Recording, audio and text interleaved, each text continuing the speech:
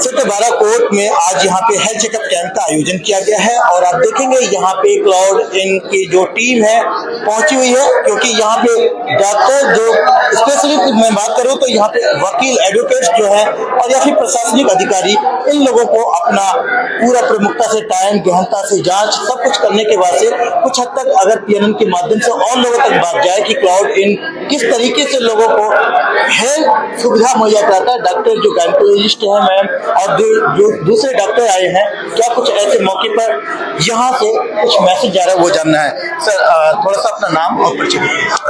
मेरा नाम है डॉक्टर सिद्धार्थ नैयर। मैं क्लाउड9 हॉस्पिटल में पीडियाट्रिशियन हूँ।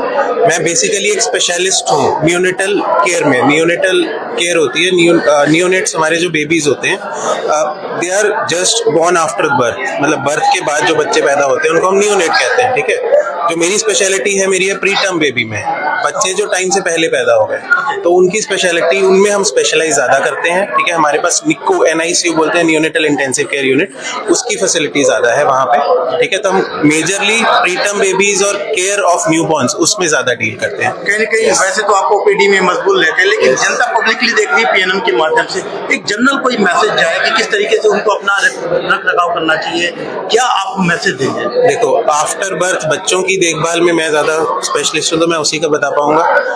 आफ्टर बर्थ जब बच्चे होते हैं बहुत नाजुक होते हैं। ठीक है, अंदर एक बहुत प्रोटेक्टेड एनवायरनमेंट होता है माँ के पेट के अंदर। जब वो बाहर आते हैं तो उनकी केयर करना पहले कुछ दिन, स्पेशली पहले 40 दिन, हमारे पुरानों में भी कहा गया पहले 40 दिन उनकी केयर बहुत ज्यादा करनी पड़ती है, तो वही मानना हमारा भी है। पहले 40 दिन बहुत ध्यान से रखना है, घर से ज्यादा बाहर नहीं जाना, इन्फेक्शन कंट्रोल का ध्यान रखना है, हाथ धोने चाहिए, माँ को बिल्कुल प्रॉपर तरीके से अपनी साफ सफाई का ध्यान रखना है, ब्रेस्ट फीडिंग कराना है।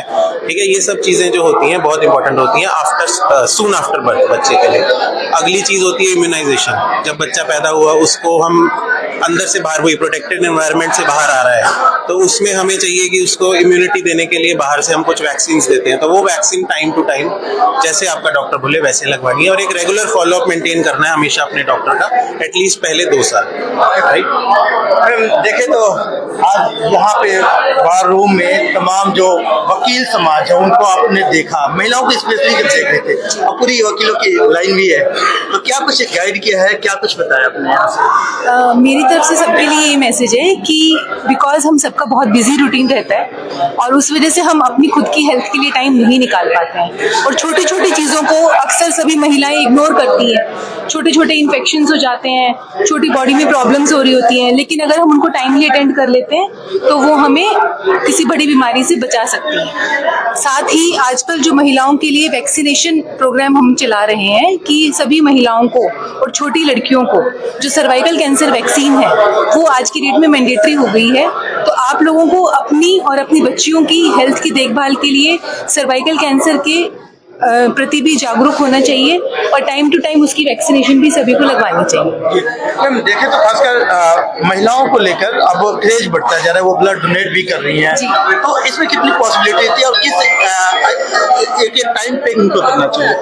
जो ब्लड डोनेशन है वो इस चीज़ पे डिपेंड नहीं करता है कि वो फीमेल है या मेल है, वो उनकी ओवरऑल हेल्थ पे डिपेंड करता है। अगर उनका हीमोग्लोबिन एप्रोप्रिएट है, वो किसी मेजर मेडिकल डिसऑर्डर से, इन्फेक्शन से ग्रसित नहीं है, तो सभी महिलाएं भी ब्लड डोनेशन कर सकती हैं लाइक मेल्स। दरअसल मैं बताऊं कि ये जो महिला वकील जो साथी हैं इनके खासकर उन लोगों ने जांच करा, मुझे लगता है कि सीनियर आप नजर आ रही है, तो आज के इस कैंप में किस तरीके से देखा, क्या बेनिफिट मिला? डॉक्टर भी है सामने, डॉक्टर के साथ तो लेडीज का तो बहुत बेनिफिट है। लेडीज अपने बारे में जान सकते हैं, कोई प्रॉब्लम हो उसको डॉक्टर से कंसल्ट कर सकती हैं, बातें कर सकती है खुल करके। लेडी डॉक्टर है तो लेडी डॉक्टर अगर हमारे बीच में हो तो हमें सारे फायदे ही फायदे हैं उनके।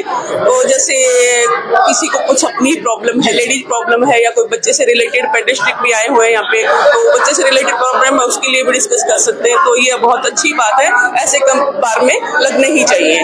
Thank you. बारी आती इस साइड की, मैम आप लोगों ने चेकअप कराया और ये वैसे देख रहा हूँ कि आज हॉस्पिटल में तब्दील है बार रूम, देखे तो कितना बेनिफिट हुआ इससे?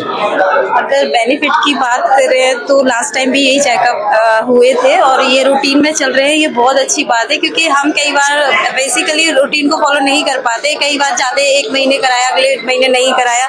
तो हमारा जो रूटीन है ये प्रॉपर फॉलो हो रहा है, पहली बात तो ये है। दूसरी बात, यहाँ पे हर एक चीज के डॉक्टर आए हुए हैं, आईज के, और जैसे हमें कैश वगैरह जो भी है, फीमेल डॉक्टर्स भी आए हुए हैं, जो भी फीमेल प्रॉब्लम होती है तो उसकी भी कंसल्टेशन मिल रही है, बहुत अच्छा लग रहा है। और मैं यही कहूंगी कि सबको यहाँ पे आके एक समुदाय में चेकअप कराना चाहिए और रूटीन चेकअप यहाँ से प्रॉपर लेना चाहिए। मैम कुछ चेकअप वगैरह आपने?